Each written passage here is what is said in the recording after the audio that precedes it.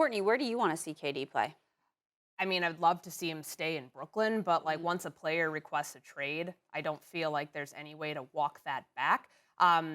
Wendy mentioned Utah, and I think I might have come up with a scenario to make this all work because like I thought of, Miami, certainly a destination. We can get into that. I was on his list of preferred teams.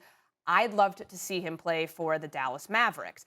I'm going to read you this trade that I came up with. Wendy, you can tell me if I'm crazy or not. I don't know if they're going to have like the resources or the assets to truly do this.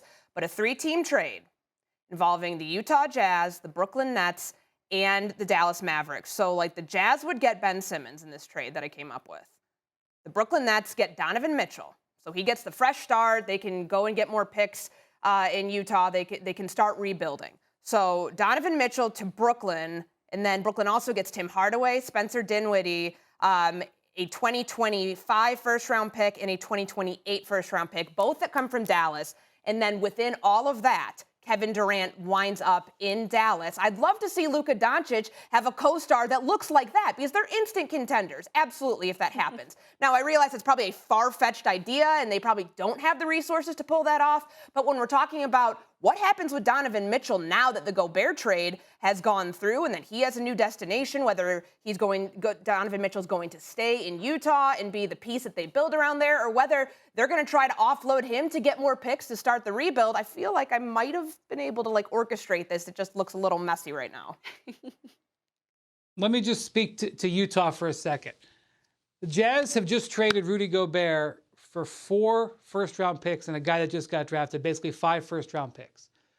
There is a debate in the NBA right now about whether Ben Simmons, with $100 million left on his contract coming off of back surgery, is a valued asset or a distressed asset. You talk to different people and different things.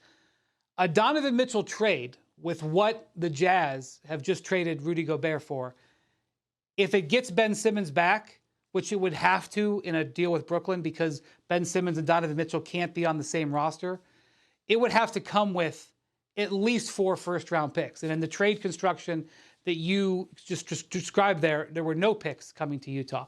But I do think it's interesting that you bring that up because in the event that Donovan Mitchell does become available, which I suspect is going to happen at some point. I don't know if it's going to happen before the season or into the season, but the Jazz haven't even signed anybody. 29 teams have signed players. The Jazz haven't signed a player. If you're Donovan Mitchell, it's not a team progressing. That's a team rebuilding.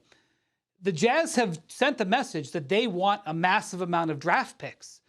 That's what they got for Gobert. They're not going to pivot for Donovan Mitchell and all of a sudden say, oh, well, we'll take players for Donovan Mitchell. No, they're going to want draft picks. And so as you figure where Donovan Mitchell can go, because I know that a lot of people are looking at Brooklyn, and I agree, you get on the trade machine and you plug Donovan Mitchell in, and he ends up in Brooklyn and Durant ends up somewhere else, it's not Utah, a lot of problems seem to get solved, except for the fact of what Utah wants. Utah doesn't want, I mean, I'm sure they would take a star player, but they want picks, which is why, if you're a New York Knicks fan, you are watching the Jazz situation very closely, because guess who has more picks than just about anybody? The New York Knicks. They have eight tradable first-round picks. And it wouldn't surprise me if the Jazz asked for all of them if they ever started talking. But I think all of that discussion is for later, because as of right now, as I'm telling you, the Jazz are not talking about Mitchell, and Mitchell is not asking for a trade. We'll check back on that. I think we probably should check back on that. But in terms of a Kevin Durant negotiation, at this moment, as far as I am told, you can take Mitchell and take him on the outside for the moment. Thanks for watching ESPN on YouTube. For live streaming sports and premium content, subscribe to ESPN+.